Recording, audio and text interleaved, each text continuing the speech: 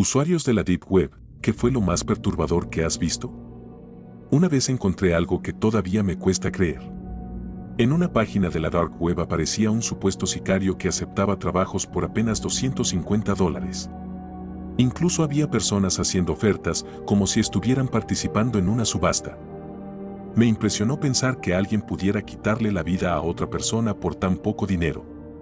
Pero, al mismo tiempo, me pregunté, si alguien contratara ese servicio, ¿qué impediría que después también fueran por él? Vi un video en la Dark Web que nunca voy a poder olvidar. En él aparecía una chica que parecía completamente inocente. No estaba haciendo nada fuera de lo normal cuando, de repente, un hombre se le acercó y la atacó con un cuchillo. Ella solo alcanzó a gritar. Después del ataque comenzó a caminar sin rumbo, completamente desorientada. Se notaba que estaba gravemente herida y que no entendía qué hacer. Ver esos momentos fue mucho más duro que el ataque en sí. Era como verla luchar por mantenerse en pie mientras su vida se apagaba poco a poco. No puedo sacarme esa escena de la cabeza. Lo único que pensaba mientras veía el video era que ojalá hubiera podido estar ahí para ayudarla o hacer algo por ella, aunque fuera darle alguna indicación. Sé que probablemente no habría cambiado nada, pero esa sensación todavía me acompaña. Hace mucho tiempo, cuando tenía unos 17 o 18 años, llegué a curiosear lo que muchos llaman la wiki oculta. No me quedé mucho tiempo, porque desde el principio sentí que era el tipo de lugar que, una vez que ves algo, ya no puedes olvidarlo, o incluso meterte en problemas solo por haberlo abierto. Recuerdo que había páginas donde supuestamente se vendían cosas como armas, en especial excedentes militares antiguos de la era soviética. Cohetes, rifles automáticos, explosivos pequeños, ese tipo de cosas. También vi otra sección que me llamó más la atención, listas de personas famosas con información personal. Hablaban de direcciones, datos bancarios antiguos e incluso números de identificación. En ese momento pensé que, cuando alguien alcanza cierto nivel de fama, su información deja de estar realmente en sus manos y pasa a ser algo que otros gestionan y protegen. Aún así, no podía evitar pensar lo absurdo que era creer que datos antiguos, como redes sociales de hace años o información desactualizada, realmente pudieran servir para algo importante hoy en día. Había una página que, según decían, recopilaba videos de muertes y situaciones violentas. Estaba organizada por categorías, dependiendo del tipo de caso, asesinatos, violencia extrema, conflictos, ese tipo de cosas. Recuerdo que todo estaba muy estructurado, casi como si fuera un archivo o una base de datos. Eso fue lo que más me inquietó, porque no parecía algo improvisado, sino algo hecho para clasificar ese tipo de contenido de forma fría y ordenada. En su momento sentí curiosidad, pero al mismo tiempo algo dentro de mí me hizo parar. Cuando mi familia se enteró de lo que estaba viendo, me dijeron que no era normal y que debía alejarme de ese tipo de sitios. Les hice caso. Dejé de entrar y no volví a buscar nada parecido. La mayoría de las veces que entré a esos espacios, me enfoqué en la parte de hacking y ciberseguridad. Al principio incluso me parecía interesante ver cómo la gente discutía técnicas, vulnerabilidades y formas de explotar sistemas. Había mucho de ingeniería social y también temas bastante avanzados que, en su momento, me llamaron la atención. Pero con el tiempo empecé a darme cuenta de que no todo era educativo ni inofensivo. Había conversaciones y supuestos servicios que cruzaban líneas muy serias, cosas que no deberían existir en ningún contexto. Lo que más me impactó no fue solo lo que llegué a ver, sino darme cuenta de que algunas personas en esos mismos espacios hablaban de esos temas como si fueran algo normal. Después de eso, decidí alejarme por completo y quedarme únicamente en foros más seguros y convencionales.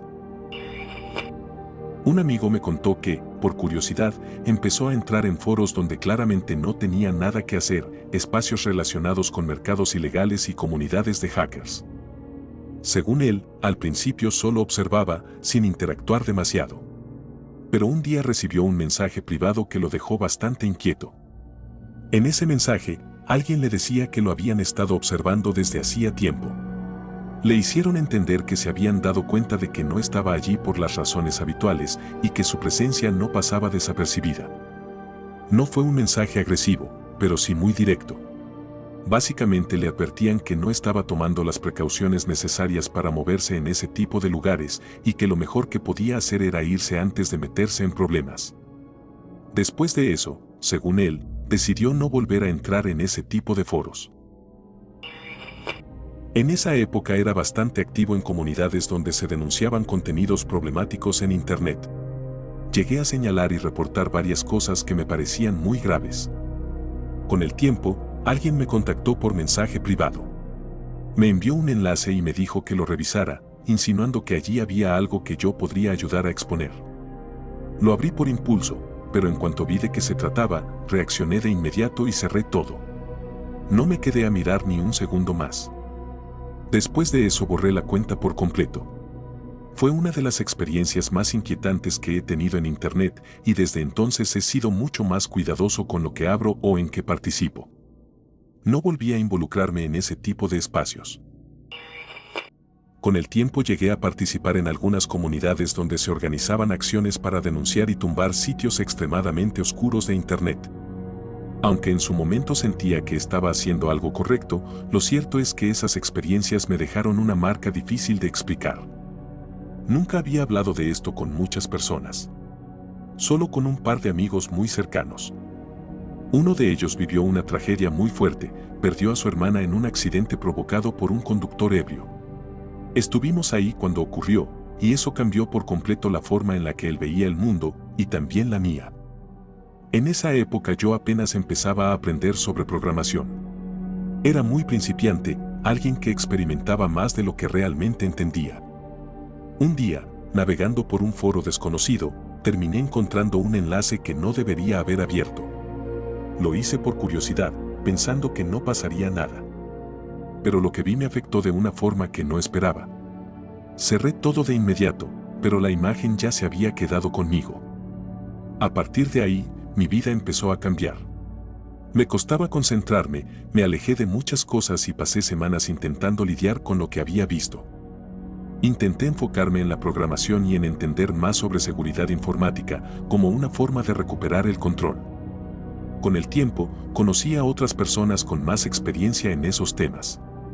Ellos me ayudaron a entender mejor ese mundo y a salir de esos espacios. Al final, logré alejarme por completo de ese entorno. Hasta hoy, sigo recordando esa etapa como una de las más difíciles de mi vida, pero también como una lección sobre lo fácil que es cruzar límites que después no se pueden olvidar. No he podido sacar de mi cabeza todo lo que vi en la Dark Web. Es de esas cosas que, una vez que las conoces, no desaparecen fácilmente. A veces pienso en lo extraño que es todo esto, en que hay personas capaces de hacer cosas realmente perturbadoras y aún así seguir con su vida normal, como si nada hubiera pasado.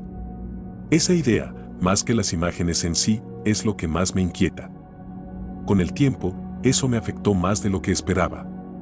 Empecé a aislarme un poco, a hablar menos de estas cosas con los demás, porque sentía que no todos lo tomaban con la misma seriedad. También me sorprendió ver lo diferente que reacciona la gente ante estos temas. Algunos lo ven como algo lejano, casi irrelevante, pero para mí dejó de ser algo abstracto hace mucho tiempo. Y desde entonces, simplemente no es algo que pueda olvidar.